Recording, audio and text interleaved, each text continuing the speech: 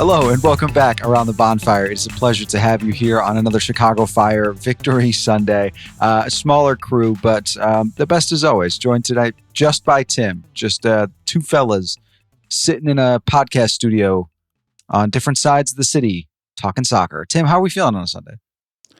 Kind of tired. Not going to lie. That 80-minute delay getting the game kicked off, I think, kind of affected all of us. And then the storms did not relent. Luckily, the game ended when it did, because if not, I literally got home, but 30 seconds before there had been a torrential downpour. And I'm like, couldn't I have made it home literally 1 minute faster, and I'd be safe and dry? But oh well. 100%. And I have to say, a quick shout out to my wife, who, as we are sitting in line to walk into the stadium, she's like, this doesn't feel good. We should go back to the car. It's like, it's fine. It's not going to rain. We'll be okay. And then immediately torrential downpour, lightning everywhere. But we did make it back to the car, so we stayed perfectly dry. So that was a nice way to spend the evening. We are, of course, a mere, 12 hours removed from the end of the game, it feels like. Chicago Fire taking a bit of a rain delay and then finally conquering St. Louis City after a disappointing 2024 matchup. They win 3-2 on a couple of goals from, who you'd expect them from. Hugo Kuipers, Philip Zinckernagel, Brian Gutierrez getting the job done for the Fire last night. And before we get into the recap, we'll talk a little bit of news. Nothing super interesting or important, but a few things of note. First, Andre Franco was unveiled last night in front of a massive crowd at SeatGeek. He was, of course, unveiled with a giant deep dish pizza at halftime. And I think the only thing really worth noting there, I thought it was interesting, Tim. He is confirmed to be wearing the number 10, which we knew was available. I think we all expected Kevin De Bruyne to wear it should he come. Seeing Andre Franco, a loan signee, take that number was interesting to me. I don't know if you pulled anything out of it, but it caught me a little off guard. I don't read too much into that. I mean, I know some players is very important. Some players just frankly don't care, and it's just is whatever with them. And I think that that's more of them than you'd think, unless there's like a special number they wear for, some historical family reason or because in reference to a player. And that's typically not going to be like 10, right? Because, I guess now we can say we've got a Kevin De Bruyne at home, and the Kevin De Bruyne we have. No, but legitimately, I think that it's, obviously just because he's got it now doesn't necessarily mean he will have it forever. This is something that Alex Calabrese was, talking about before, where like, if they do bring in someone, that could obviously change. That would probably be next year at this point.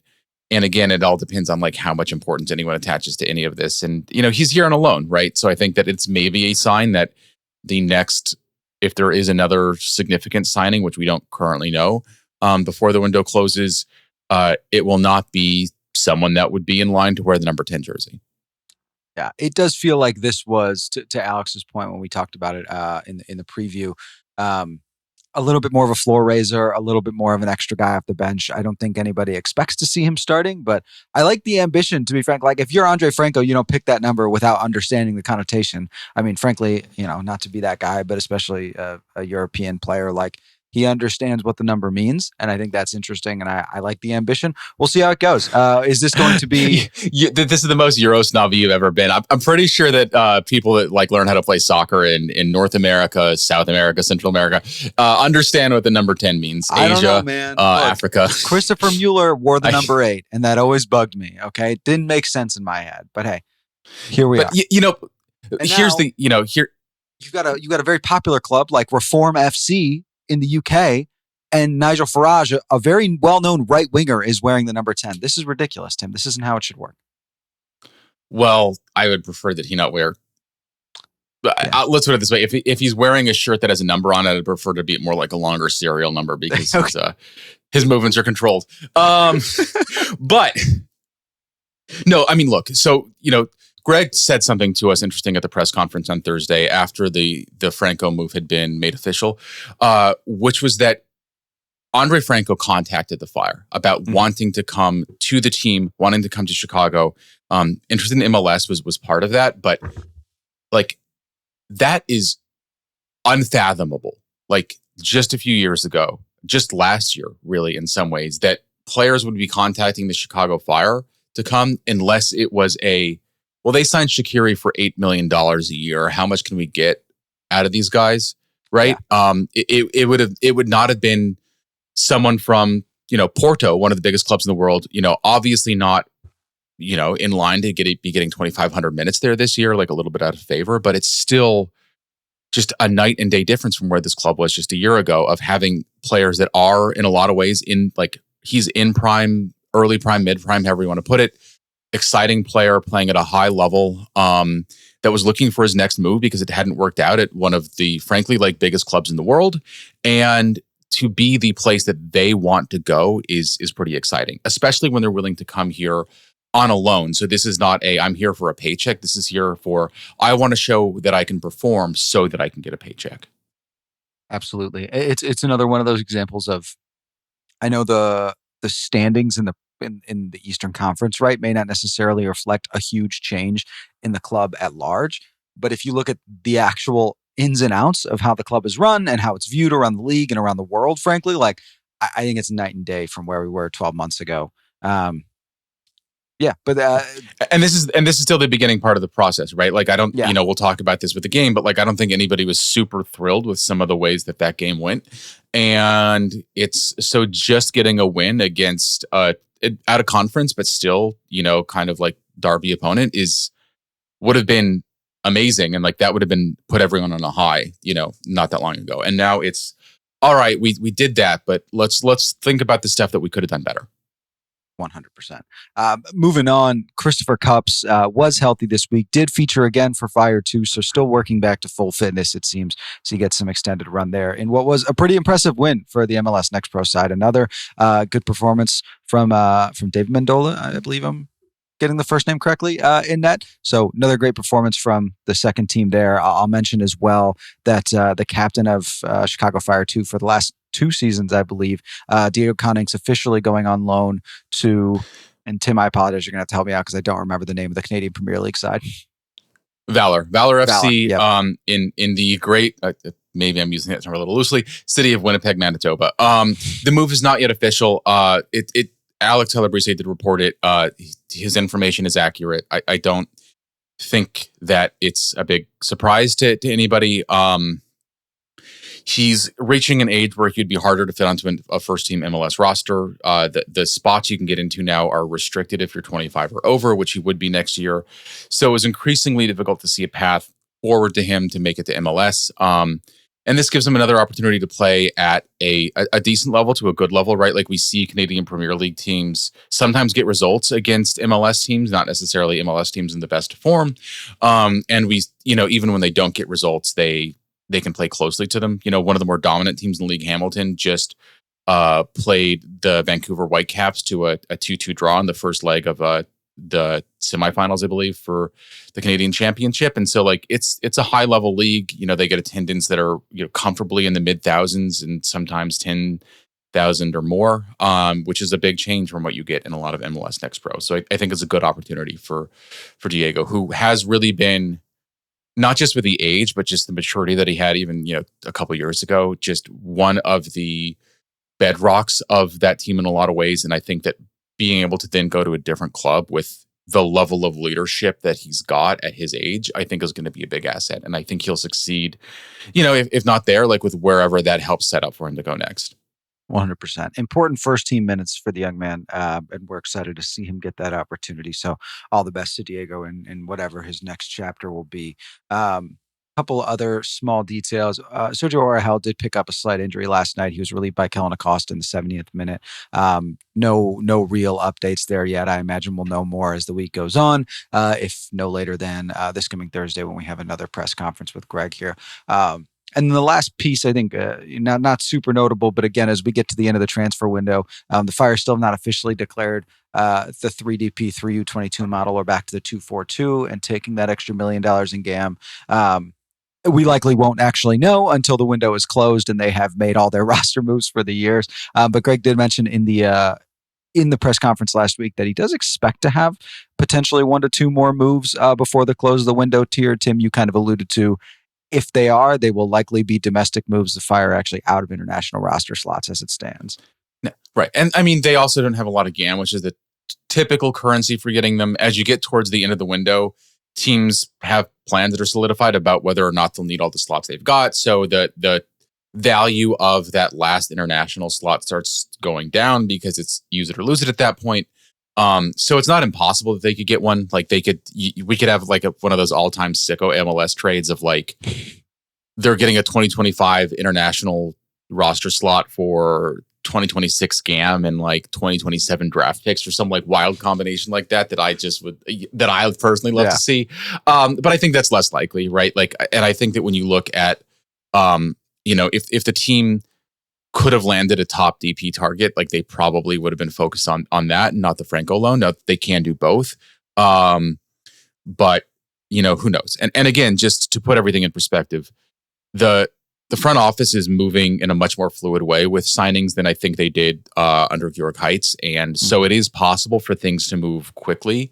And they do have eyes and ears open, like literally around the world between their scouting network, between the network that Greg and Philippe and his, like the coaching staffs have.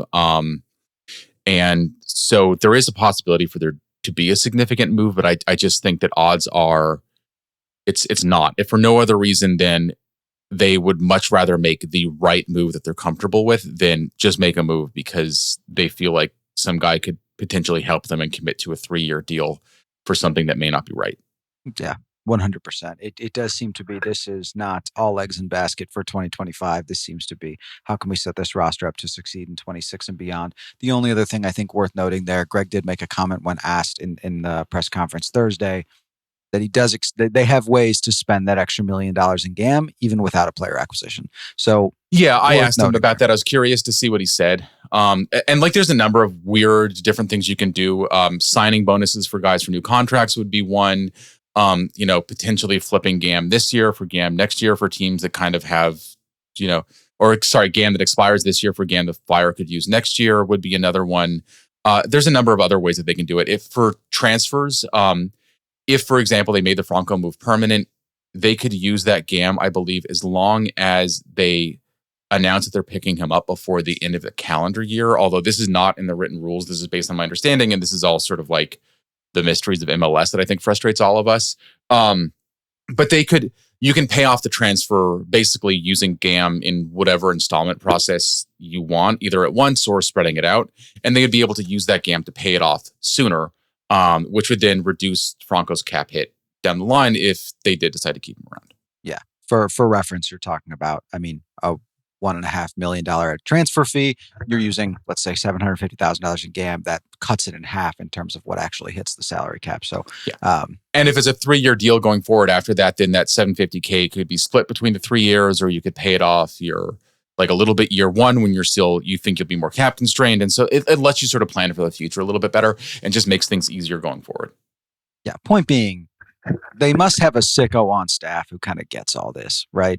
That would be kind of the ultimate job for, I think, a lot of people, is like the club's resident sicko whose whole job is just like, well, if we take this GAM and this TAM and then we apply this roster to it, it's got to be a nightmare for some folks. They have an absolute sicko who's, talking to people, not with the Fire on this because they will, say good things about people with the club.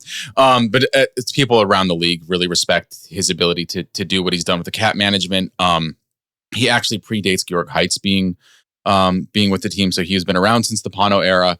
And the fact that he's now stuck around through 3 sporting regimes, he's like the one untouchable guy on the Fire, in the Fire front office. It's like when you find out there was some guy in the Biden administration who was appointed by Bush. It was like, okay, you did something. Like, there's something going on here. Yeah, like maybe where bodies are buried. Maybe you're just a genius. Maybe something else. But like, whatever you do, like, nobody's messing with this guy. Yeah, there's no way around it. All right, well, let's talk about the actual game that happened. Chicago Fire did win 3-2 against St. Louis City last night in Bridgeview at SeatGeek after a brief electrical storm delay slowed the night down. Hugo Kuipers opened the scoring. Hey man, Midwest Derby, right? Like, It wouldn't be a Midwest Derby if we didn't have that or a tornado. Yeah. And then if you didn't also have literally every single player falling the entire night, no footing, no ability to dig in. It was a special evening. Hugo Kuipers opened the scoring in the 16th minute off a pretty wonderful feed from Andrew Gutman. Played it right in perfectly. It was an easy finish behind Berkey for the striker. Puts that away to get to his 15th goal on the season. So an impressive mark already with 8 games to go.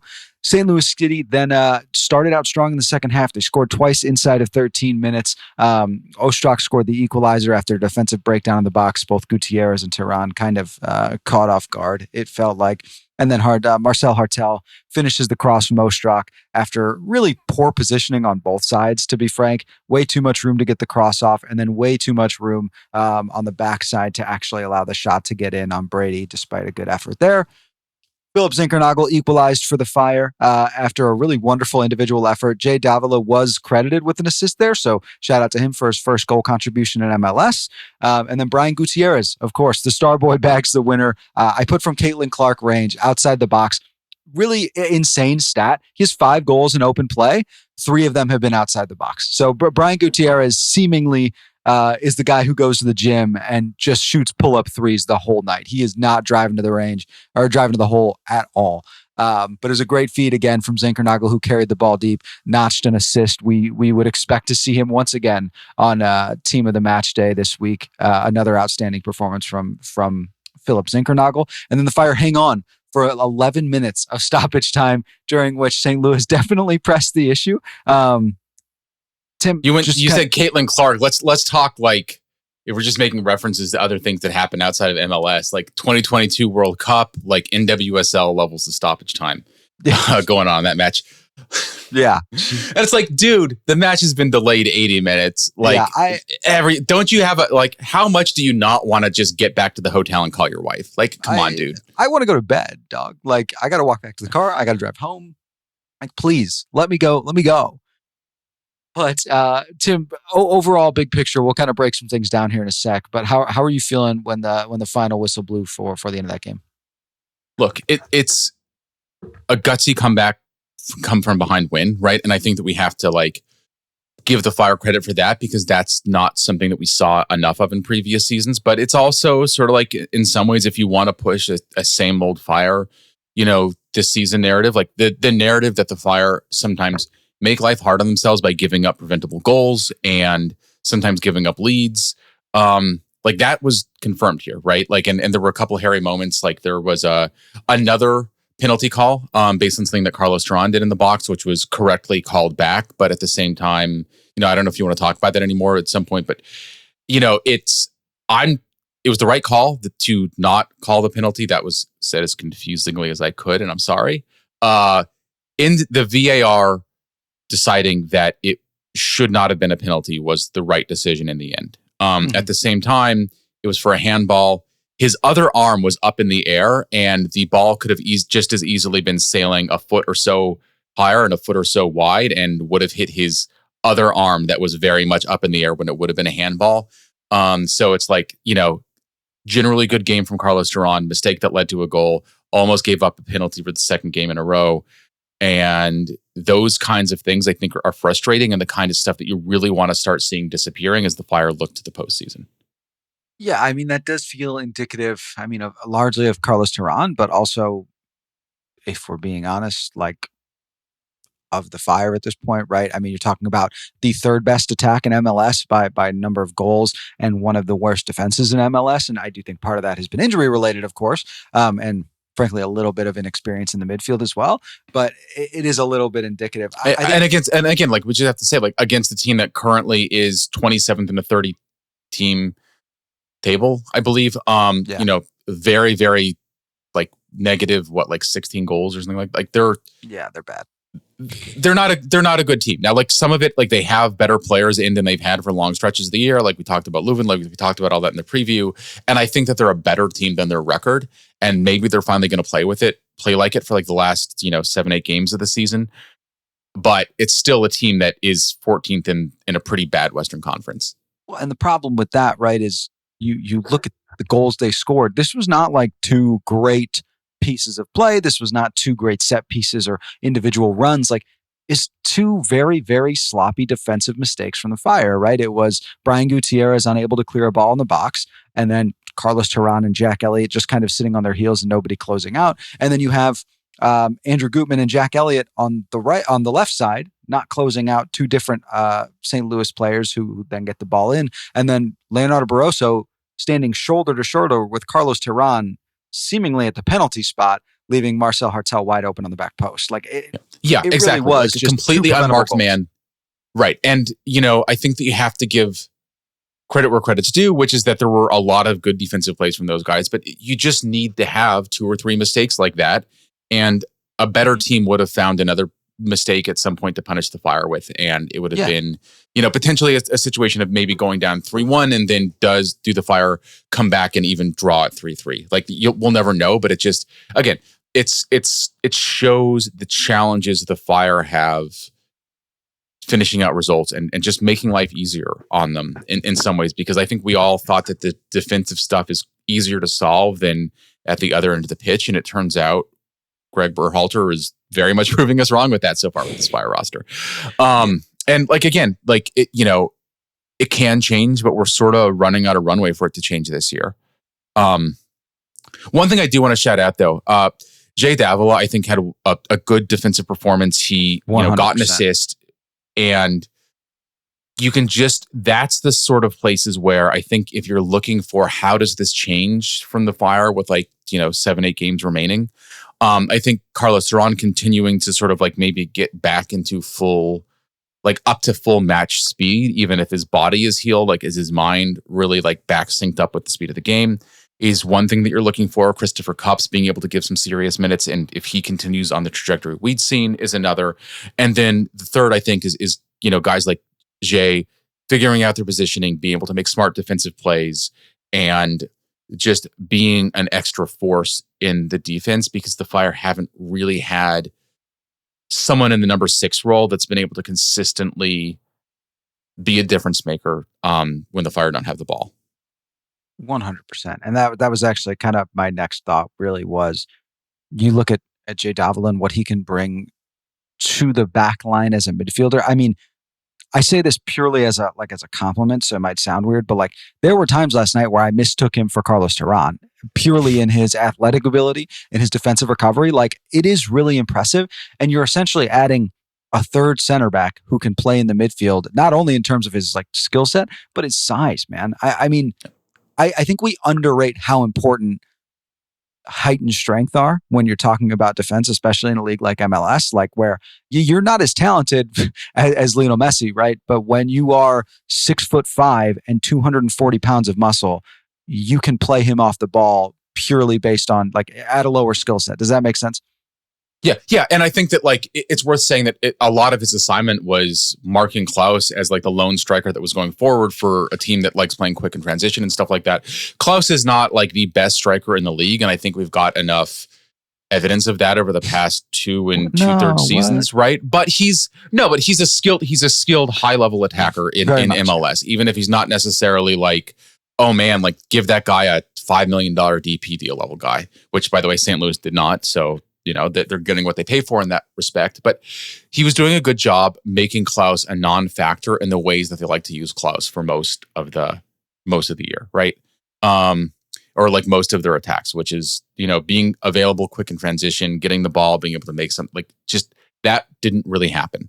And I think that's a credit to him. And yeah, I thought that too. It almost is like Djé has somehow gained 10 pounds of muscle in the few months that he's been here. I don't know if that's true, but it looks like he is. Or maybe it's just that he's standing more confidently, because before it seemed like he was just sort of lanky and too big for his body and not really sure where he should be. And now he's no, I'm supposed to be here. And if you're not wearing the same color shirt as me, you're not supposed to be here. So I will make that unpleasant for you if you try it. Yeah, he's greatly improved, and it's weird. It's almost like a switch flipped, and I guess you talk about a guy just finally getting comfortable and finally finding his footing, and that's all it took, right? It was almost to the point. We know. I believe this was reported weeks and weeks ago when it happened. Had his first child, flew back to Portugal to actually see the child born. Part of it's man, I wonder if his family moved here, because he just seems so much more comfortable and locked in, for lack of a better word. So, all the credit in the world to him. And the only thing I'll say on Tehran as we kind of wrap here is he's only played more than 10 games consecutively twice in his career. That's not nothing. In Chicago, excuse me, his career in Chicago. So I do think part of this is he just doesn't play games in a row very much. And we've seen how much that's impacted a lot of guys in the squad. Yeah, and I think that some of it was under previous managers, like when he was younger, especially when he was healthy, it wasn't really clear where he stood in the depth chart, and he didn't really get an opportunity. And then injury troubles have sort of done the other part of that. And I think that it looks like it's unlikely this window, although I didn't actually get a chance to ask Greg about it. But it looks like the Fire will not be selling somebody to Europe or Mhm. Mexico or anywhere else for like millions and millions of dollars this year, which would give the team salary cap flexibility down the road. He's one of the names that I think that you just look at and say, like, this is a sellable guy just with Oh yeah. his defensive strength and his speed, as well as his just general athleticism. But athleticism is pretty pointless if you're watching from the press box because you're injured all the time. And so getting to, a 10 game, consecutive performance through, I think that's exactly what it would 11, I guess it would be, right, if we include the time that he came off the bench, if he plays every game for the rest of the year. Mhm. And I think that would do something to saying, like, look, like he can start to be more consistent now going forward. Will it be enough to convince anybody in the January window? I don't know. And like that's, way in the future. And maybe by that point, we'll be saying, hold on to Tehran as long as you possibly can because of his performance on the pitch. But it is something to kind of keep an eye on. 100%.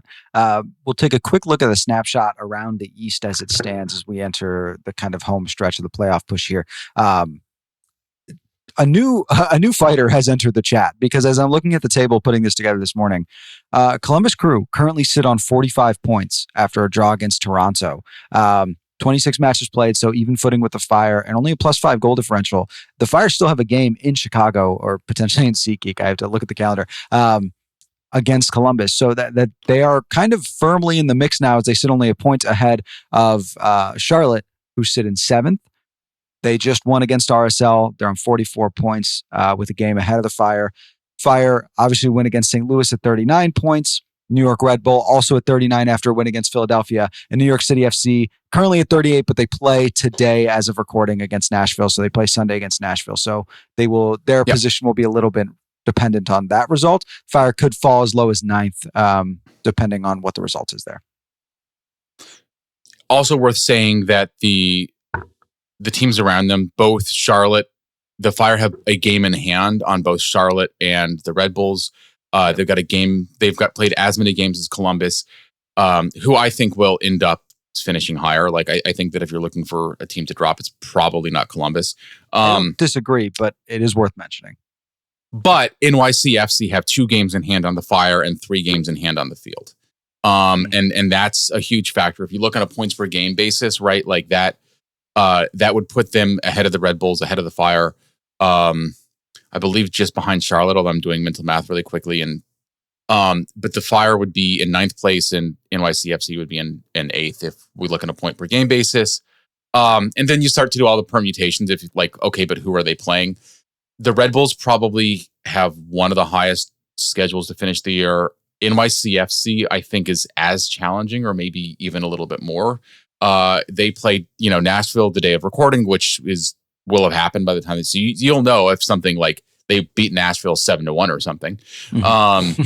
Then Cincinnati, DC United, the Fire, the Columbus Crew, Charlotte, Inter Miami, the Red Bulls, at Red Bull Arena in a Red Bull home game. I have to specify both of those things because NYCFC have sometimes been forced to play home games at Red Bull Arena or Sports Illustrated Stadium. I guess we want to do that. At Philly and then hosting the Sounders. That's a lot. Like those are not easy opponents. DC is probably the one that you're like, all right, they should have this, right? But that's a lot of tough matchups, right? And now they could still, leapfrog ahead of a bunch of people, but that's not easy. The Red Bulls, we talked about their schedule in the last episode. Like their schedule is not easy. It's, so the Fire should feel pretty confident, but they need to keep on getting results, and they need to, if they're going to do that, I think they need to start being a little bit more convincing defensively than they were on this one. Yeah, hard to disagree. Important note, Red Bull actually play Charlotte next week, so you're assuming you win, right? If you're the Fire, assuming the Fire win, you do pick up points on at least one of those teams, if not potentially both, right? But again, to your point, Tim, that is predicated on you've got to win that game. You've got to go out and actually control your own destiny, as it were. Yeah, and speaking of which, the team that is kind of most able to do that in some ways is probably Charlotte, because they play the Red Bulls, they play New England, who I think are at the outside of the conversation of like, that is the last team that could potentially push itself into this conversation. They play NYCFC, and then they have games that I think are, we should win these games if we deserve to be in the playoffs, against Montreal and DC United, before finishing against the Philadelphia Union. So like, there's stuff there where if you're a Charlotte fan, you say, if we take care of business against some teams that we should be able to beat, and beat the teams that are like the three teams that they're facing, the Red Bulls, New York City, and the Revs, that are maybe in the playoff conversation, then we should be in good shape. Yeah, absolutely. And let's talk a little bit about some individual performances here, as the larger picture makes up, or the smaller picture makes up the larger picture, right? We saw Philip Zinckernagel, as mentioned before, score a goal and add an assist as well. That gives him 24 goal contributions on the year. We shared this earlier, but the club record is 28. Nemanja Nikolic in 2017, 24 goals and 4 assists. Obviously, two different ends of the spectrum. Zinckernagel, as mentioned, sits at 24. That's 11 goals, 13 assists. And I guess from my perspective, certainly, in the 2020s, the best individual performance we've seen from a Fire player over the course of a season. Where does this sit, Tim, for you as we close in on 8 more games? You have to think at the rate he's going, he will at the very least move into second place. Where does this rank for you in terms of all-time performances from a Fire player, a Fire attacker? So one thing that I think is worth saying is he's already moving very close to being the assist leader. The record, I believe, I can't remember the other person that did it. I want to say, I actually just looked it up. Novak in 2000 had 14 assists, which is the Fire record for most assists in a single season. And Razov has it too, right? Or am I making that up? It's 2 ties. Razov, I think, is second place for overall goal contributions, with 18 goals and 6 assists. So that's the position behind Nikolic in terms of like trying to climb the ranks. And so I guess we'll see if he's able to do that, but just the fact that he's already in that conversation. And by the way, in the first couple of years of MLS, including like up to, I believe, 2000 or 2001 is when they changed it. Anytime that you just touch the ball and then another guy on your team touched the ball as an assist, you got a secondary assist. Like, it didn't matter if you really helped create the goal in any way, shape, or form. So there were a lot more secondary assists in those early days. And so the fact that Zinckernagel is already, just one behind that record, I think says a lot about like the strength of the way that he's been playing. It's in some ways, I want to say, probably you could make a case, I think, that it's already an all-time Fire best performer, just because of the fact that it looks like the team is going to make the postseason, and it's doing it because of his play, right? Like, if you deleted Zinckernagel, if say he got injured at the beginning of the season and something that kept him out throughout the year, and it had been Marin Haile Selassie, who I'm pretty high on as a player, but who I think it's fair to say would not be putting up the numbers that we're seeing from Zinck, right? If it was Marin Haile Selassie and he'd had, I think, a good season for Marin instead of this season that Zinckernagel been having, I don't think the Fire are in a playoff spot right now unless something else radically changed with the way they play, which maybe it would. But I think that if the team makes the postseason, which is the stated goal, right, for this year, it's going to be because of Zinckernagel, and not just because Zinckernagel is the guy that is in the box finishing off goals in the way that Nikolic was a good striker, but not doing as much to help the team around that to create. He's hands down and unquestionably the best player on the team. All respect to Hugo Kuipers. I love Chris Brady. I think he's one of the best goalkeepers in MLS. I don't think it's an argument at this point, right? And I just pulled it up. 13 assists is the third most in Fire season. He's tied with Diego Gutierrez in 2000, and Jerzy Podbosny and Peter Novak had 14 in a year. Podbosny in 1998 and Novak in 2000. So 2000, yeah. Yeah, I mean, I couldn't agree with you more. So I think it's... Yeah, I would sort of say in some ways he played as a forward. Ante Razov is maybe the other one that you'd put in the conversation for like best Fire season of all time. And I mean, it's just like different eras, like very different teams around them. But again, just like the fact that so much of what the Fire have been successful at this year has happened through Zinckernagel, I think 100%. is, if you want to go with the definition, like a literal definition of most valuable player, of like if you removed Ante Razov from that team and the Fire had brought in a different striker, they would have been a very good team and would have, maybe finished somewhere around where they did, right? But I think that if you just removed Zinckernagel and put in a replacement level, MLS winger, even at like a TAM salary, it would not be, they would not be in the same place. So in terms of like most valuable, meaning the one that if you remove, the team is in a different place, it's hard to argue against Zink. And by the way, I asked Greg Berhalter about him in the press conference last night from the time of recording. He said that he thinks that Zinckernagel can get 15 and 15, which would be a Fire record for goal contributions and would be the assist record as well. Zink, I've asked him about it twice now. Both times he said, I don't like setting personal goals because then it's like you feel like that's almost going to limit you like that, right? Like if you're like, oh, I'm at my 15, I'm good. And he wants to stay hungry, and it's more about the team performance. So I don't know. Just the fact that you've got a coach that's saying, I think that this guy can get 30 goal contributions split evenly between creating and finishing is insane. Yeah, 1,000%. Honestly, if you didn't have an Anders Dreyer come into the league at the same time, who I don't think there are a lot of people out there having better seasons than Philip Zinckernagel. He is maybe the only one currently at 12 goals, 17 assists, just an insane year for him. I think he's a slam dunk for newcomer of the year, if not for MVP. Right? I mean, you look at, I guess, also Lionel Messi because he's Lionel Messi. Yeah, I was going to say he'll win it purely on the fact that he's Lionel Messi, but still, he's Lionel Messi, and he's got 29 goal contributions already, right? Yeah. I mean, which is just insane. Leading the Golden Boot chase in 19 goals games, by the way. Yeah, 19 games, 19 goals, and 10 assists on top of that, which is just 1,610 minutes, and the guy's got 29 goal contributions, which is just look, when you say he's the best player of all time, this is what you're talking about. You're making probably $50 million a year. You don't actually need the MVP. Just let somebody else have it.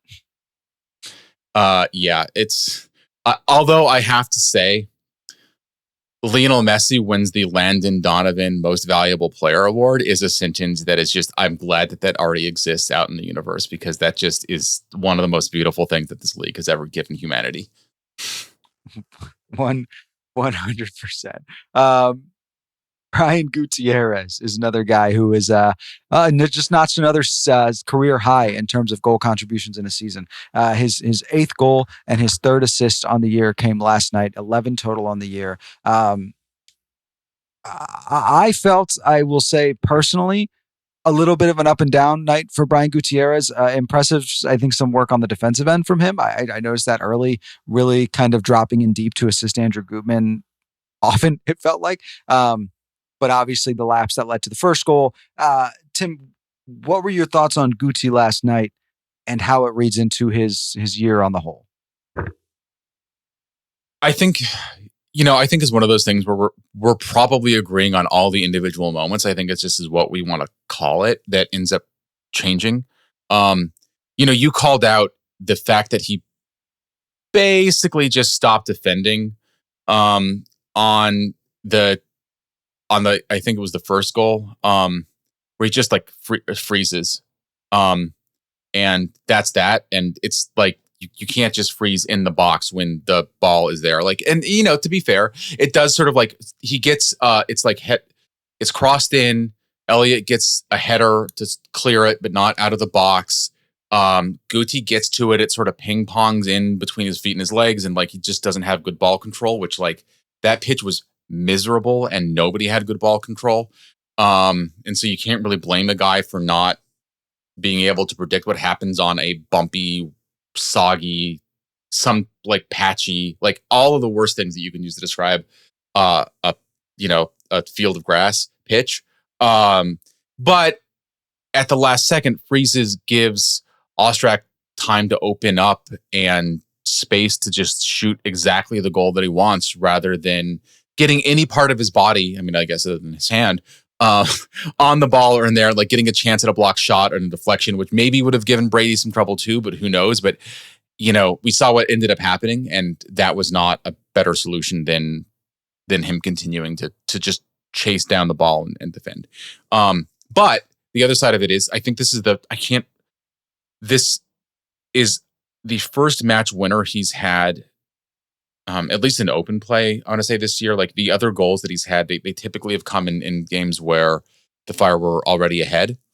And between that, his assist and the defensive performance, I think it's the first time that we can really say he helped the Fire single-handedly win a game. Well, at the same time, you're right. Like, did kind of have some down moments defending.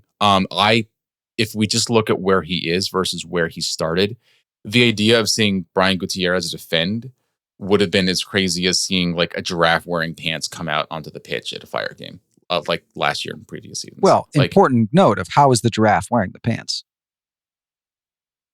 Obviously, just the two back legs. Okay, perfect. No, the real question with giraffes is, where do they wear a tie? Do they put it at the base of the neck, or do they put it at the top? Because that would be very different. Do you put your tie at the top of your neck or at the bottom of your neck? You put it at the bottom. See, I mean, some people definitely put it closer to the top of their neck, and I've never understood how they think that's the right choice. But anyways, I think that it's just the progress that we've seen from him, and this is the first time that we've sort of like seen it all together in one game. And sure, it wasn't perfect. There's room for improvement, but he was getting back and defending. He was active in the build-up. He ended up scoring a goal, which, by the way, Zinckernagel was asked about the difference between the time that he had the goal for the Fire's second goal and the assist on the third goal. Why did he decide to shoot one and then lay it off for a pass to the other? And he said, well, I actually planned on shooting, but then I felt like I was starting to get a little bit of a cramp. It was the 88th minute. And so it's like, I just got to pass it to somebody, and then maybe we reset. Goes to Guti, and Guti shoots from distance, and it becomes a goal. And like Guti had taken a number of shots from distance in that match. And, which I get, again, given the quality of the pitch, it's like, look, you don't trust that passes are going to go where you want them to, and you don't trust that the person will be able to get them in a reasonable state of controlling the ball if they do. So might as well just go for it, and right call. Yeah, as alluded to before, that's also kind of just how he is as an attacker, right? And I do think that's partially his role, right? You have Hugo Kuipers in the box, you have potentially Zinckernagel and Bamba in the box. If you're Brian Gutierrez, your job is to clean up the ball at the top of the box and try to put it in as soon as you can. So it makes sense, right? 3 of his 5 goals in open play have come from outside the box. So worth noting there. Shooting from distance, and again, like, it's not something that we saw from him earlier in his career. I think we saw him creating more early in his career. We still haven't really seen him be able to like turn up the dials on both that as well as the goal scoring at the same time. It's like he's got to turn one down a little bit too much to turn the other up, and I think that would be the next step, along with continuing to improve his defensive play. Yeah, and I think that is kind of, I think, when I initially put down like a very up and down game, I think you were kind of disagreeing and probably still do. Like, I think this is, to me, is just overall indicative of like, it was not a bad game for Brian Gutierrez. Like, overall, if I was giving him a 1 to 10, it would be like 8. It's hard to feel differently when you score the winner and you add an assist in there. And he did play well. He didn't play poorly. It does feel I just think that if we're ranking Brian Gutierrez's games this year, this is probably the best one. And that to me is like almost the concerning part. Like, I don't think this was a particularly good game. I think like on a different night or 5 minutes earlier, 2 minutes later, that shot isn't even on target. And that's kind of my point, is like, when you're shooting from outside the box with that regularity, like, you're going to get lurks, looks, frankly, Berkey was not moving well all night. Like he didn't have a bunch of impressive saves. He didn't make a lot of attempts on a lot of balls that were coming in from farther range.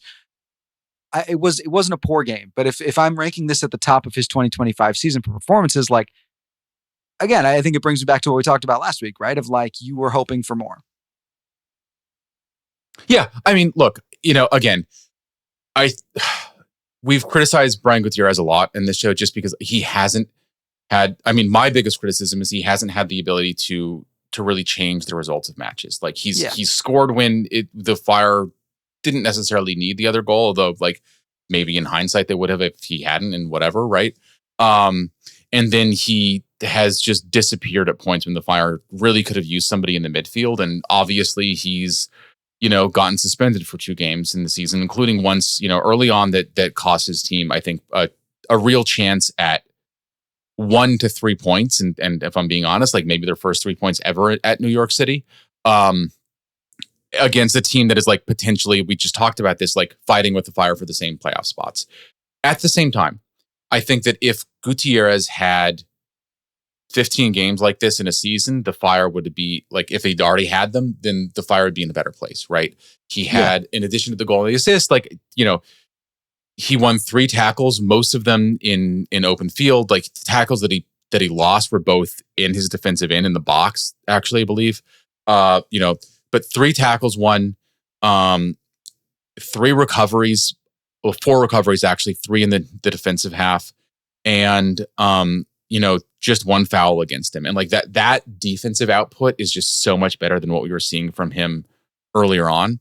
And combine that with the 2 goal contributions, right? Goal and assist. And it's like, if you do that every match, then you're changing the results of games in your team's favor more often than not. And like, that's the next thing that I want to see from him.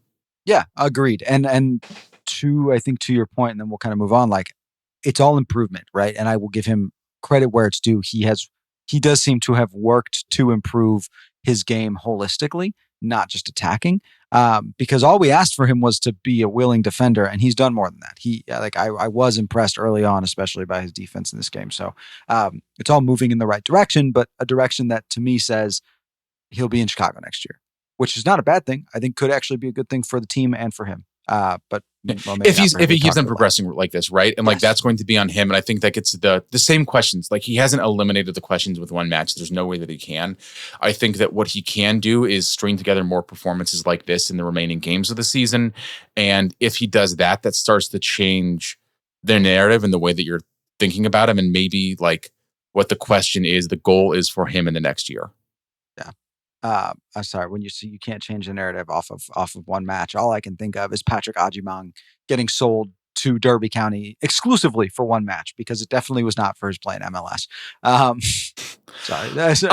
Patrick Agimang catching some random shots here, but there are leagues around the world where if you're a strapping lad and can score the occasional goal, that's sort of enough to make you worth millions of dollars. Look, I'm not going to fault him. Hopefully he's good for Derby County every Sunday or Saturday, except for 2 a year. That's all I care about.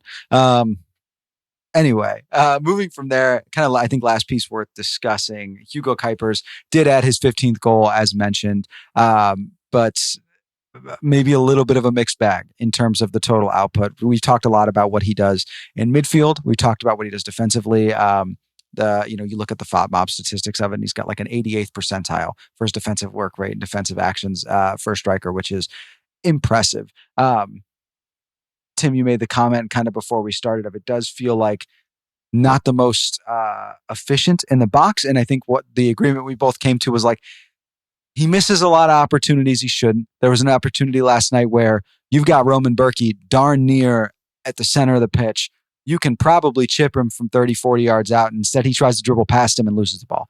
How are and you again, like we're just Hugo's talking about like the pitch quality. I hate to keep on ragging about this because like it's the same for both teams, but that is just where you're making a decision about what to do and attempting to finesse a play when you're on a bumpy patch of mud is like not necessarily the smartest thing to do. Well, and I would get it from the perspective of like, you've got this really beautiful breakaway. Kellen Acosta played a great ball, by the way. Shout out Kellen Acosta. I would actually more understand if you just ran that ball straight to the corner. Like, and it's like, I'm just going to waste 2 minutes because I can. Like, because Berkey needs to get back in the box. I've got to beat on the guy behind me. Like, I can waste some time here by just taking this directly to the corner and potentially even get a corner kick where we know the Fire are lethal, right? Like 20% of their goals have come off corner kicks this year. That's an insane statistic. And instead, to your point, Tim, like it's a bad pitch. And frankly, Roman Berkey's too good to do that to him. You know what I mean? I think he's too smart to do that to him as well, especially in a moment like that where worst case scenario, hit the deck, take the red card. Like, it felt like a little bit of overconfidence and wanting that goal as opposed to just doing what made the most sense. Yeah. And like, look, every striker in the world misses more chances than they finish. That's just the nature of the business. But it just does feel like there's somewhere you're like, how did that not go in? And that happens to everybody. And like he's doing all the right things on one hand, which is the sort of tough thing about it. Where like, was he really in full control of the ball on the goal that he got? No, but he got his body into the right place and the ball went off of his body into the net for a goal. Like that's exactly what you want him to be doing. And like if he was not scoring consistently, that you'd say, well, you need to get your body into the right part of the box at the right moment so that the ball can just get off of you and it gets in for a goal. So like he's doing all the right stuff. It feels like sometimes you do need to feed him a little bit more than would be ideal just to get the production that he's in, right? And it's the Fire are currently trailing the number of goals they've got trails their XG, I think, pretty significantly. I want to say I haven't looked it up recently, but I believe overall the team is ahead of their XG significantly, but I want to say that it's somewhat confusingly, Hugo Kuipers is behind, which is just like it's a confusing place to be if you're the Chicago Fire. Yeah, worth noting, he also had, and this does count as my one mention, but that's not why I'm bringing it up. He did have a really nice feed from Jonathan Dean off the wing that he could have put away and just sent over, which again, he was hitting it on volley. It was not an easy shot, so I don't want to like kill him for something like that. But you make the point, Tim, right? It's like he's got about a 25% conversion rate. For shots inside the box, he's hovering around 50%, between 50 and 55, if not slightly above that for shots on target. So it's not like he's not doing it, but I do think there's an aspect of this that is a little bit of, how do I phrase this? Almost a little bit of overconfidence with the ball at his feet. He tries to turn the corner very often. It's anytime he's one-on-one with a guy, it's always see if I've got the boost, see if I can turn the corner and get around him, as opposed to laying the ball off or trying some kind of dribble to get past. And maybe that's just doesn't quite have the bag, which is fair play because he can still finish. But it does feel like there's a bit missing from the game right now. And just for reference, according to FB Ref, Tim, 15 goals, 16.3 expected goals for Hugo Kuipers this year. Yeah. And that's, I believe that his XG in this last game was, the whole team's XG was like 1.3 or something like that. So I think getting the goal in the past match helped him get closer to that XG. And he had been trailing it by like 3 or 4 at some point this season, which is what you'd expect, right? Mathematically, like sometimes you trail, sometimes you're ahead, and it just sort of averages out throughout the league and throughout players. But one of the things we've said is, this guy is one of the best players, so that's why they're better than their XG, because they're a better than expected finisher. And so the fact that Hugo, on one hand, we feel like he has the tools to be a better than average finisher, and yet he's trailing that number, potentially says something. Again, don't want to read too much into it. Even over the course of one season, it's not really a lot. But what you said, I think, about him trying to do, look for that perfect moment rather than just seizing a good moment, I think is spot on. And the thing that kind of compounds it is that that's something that I feel like we have also said about Jonathan Bomba, who's another guy that you sort of think this guy should be providing more scoring for the team. Mm-hmm. And so between the two, it's like, are the Fire making the perfect the enemy of the good with 2 of their 3 like very skilled attacking players? And If you want to get results that are in close games where it's sometimes you just do need that clutch goal, although I hate using that term, you're looking for guys that are not trying to make things too fancy in getting to that, because that's how you make those moments happen. Yeah, I mean, you look at, to that point, right? You look at Philip Zinckernagel, you look at Brian Gutierrez, two, second and third leading goal scorers on the team. Philip Zinckernagel almost double his XG, right? I think he might actually be slightly over it now that he's had 11 goals. And Brian Gutierrez, it's not a crazy amount, but he is overperforming his expected goals, in part because of where he shoots from. Both of those guys are not unafraid of just turning and putting the ball on target, right? And so much in this league, even with, I think, a higher level of goalkeeping than we sometimes give it credit for, is simply putting the ball on target. That's the game, right? Is like, if you put it low and in the corner or high and in the corner, like Robert Berkey just may not have time to get there, right? And I think that's an important aspect that is a little bit lost sometimes, to your point, on Bamba and potentially on Hugo. It's like, dude, nobody's going to fault you if you try to chip him from 40 yards out and miss. We're all going to be like, oh, that makes sense, right? But if you lose the ball to him 10 yards outside the box, that is a little disappointing, right? Especially when there were 2 or 3 other options that were better. And I know that's like a very specific use case, but it's more just kind of indicative of the problem as a whole. Yeah, exactly. And I think that, like, we just talked about, Zink talking through the assist for Guti's goal of, like, his mind was to shoot, right? And I think that, ironically, it's weird to be saying that for the guy that's creating more from the wing, where they have more assists than they have goals. And to be saying you want your striker to be doing that, because that should almost be a given. And you're right, like, now his XG according to Opta data is 4.8, and his 11 goals in the season, so more than double. And I think the scary thing, if you're the Fire, is you ask, is this really sustainable? Is he really that good, or is this sustainable? And it's probably a little column A and column B. But if that starts reverting to where the XG model says it should, then that puts the Fire in a tougher place, unless we get Bamba and Kuipers to be getting their numbers up closer to where the model says it should be. Yeah. And part of me does wonder if his goal scoring ability, and Brian Gutierrez's as well, we talked about this before, right? The gravity that Hugo Kuipers takes. Like, we're talking about him like he's not having a great year. 15 goals is nothing to slouch at. He could very well end up above 20 this year. I think it's worth noting that a guy like Hugo Kuipers, a guy like Jonathan Bamba, even having the year he's having, like, there's a lot of gravity there that creates space, that opens up shooting lanes. And it's what interests me about a guy like Andre Franco, when we talked about it last week, of could he potentially also be contributing in the attack in the way of scoring goals, is like, he'll have opportunities. There will be open shots for guys who are playing in that more kind of pushing up in the midfield role. It's one of the reasons I'm surprised Sergio Orahel doesn't have one. But we've seen shots on target that, outside of amazing plays from Sergio, from Mauricio, could have been goals. So I think that, look, I know a lot of Fire fans still love Sean Johnson. I think that a lot of us are also pretty pissed at Sean Johnson for getting a finger on that shot from Sergio Orahel earlier in this season, what would have been his first goal in MLS. But hey, all it means you can only do what you can do. All that means is that his first goal will come in MLS Cup final, and he'll bag it from 25 yards right in the top corner. It'll be beautiful. So look, but it is funny that we're talking this much about a striker not being good enough when they're currently tied for 4th in the Golden Boot race with Eric Maxim Choupo-Moting and Ty Baribo, both of whom are taking all or almost all of the penalties for their team, and mm-hmm.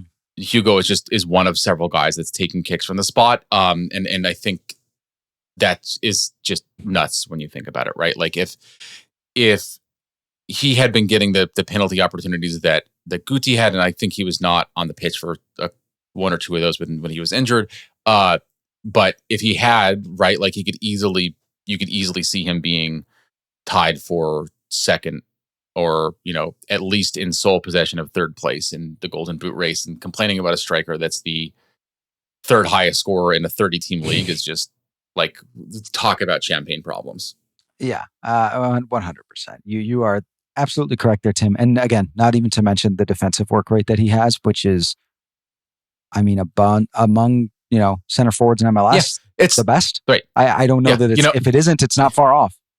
You know who's not defending? Lionel Messi, the current Golden Boot leader. So, like, yeah. You know what? I don't want to disrespect Sam Surridge. Give me 1 sec. Let me see if he's, because Sam Surridge, I mean, a hell of a year for him.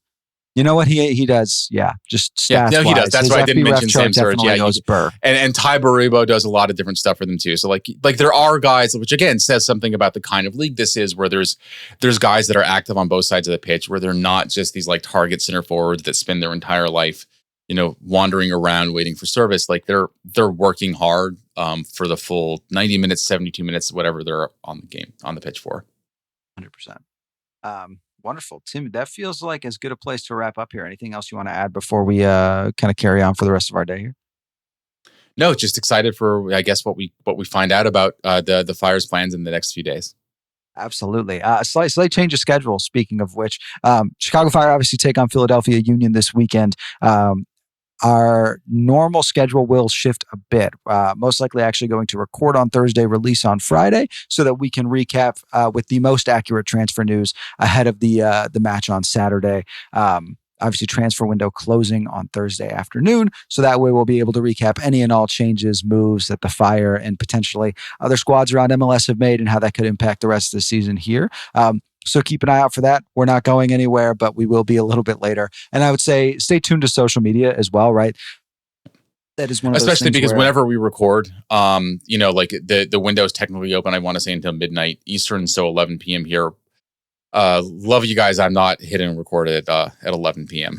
So yeah. And I would say as well, like, obviously that's where you'll find out first, of course, social media, Twitter, Instagram, all that kind of good stuff at Men in Red 97 and at MIR 97 Pods.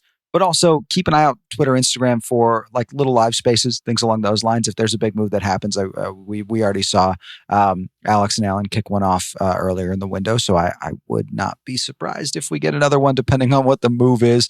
Now, if we just trade some super draft picks for an international slot, probably not worth it. But if there's a player involved, we can talk about it. But definitely keep an eye out on the socials. As always, give us a no live space just for a sicko MLS trade of like Gam for like third round draft picks, for an international slot, for a couple of bags of youth balls, for yeah, and we'll throw Brian Dowd in there for good measure. Shout out Brian Dowd. But I say all that to say, give us a follow on the socials, Instagram and Twitter, Men in Red 97 and MIR 97 Pods. It's where you'll stay updated on all the comings and goings of Chicago Fire in this last dying days of the transfer window. And as always, stay tuned to the website, meninred97.com. That's where you'll find the updated roster tracker, all the stories from Alex, Max, and Tim, just about everything you can want to know vis-a-vis Chicago Fire. And lastly, thank you so much for being here. Thank you so much for joining us around the bonfire. It's a pleasure to have you. It's a pleasure to talk some ball. And we'll see you when we preview the Philadelphia Union matchup this Saturday, as well as review the end of the transfer window here for our illustrious producer, Austin, for Tim, for Alan and DJ, who are not with us today. Thank you so much for joining us around the bonfire. And come on, you Men in Red.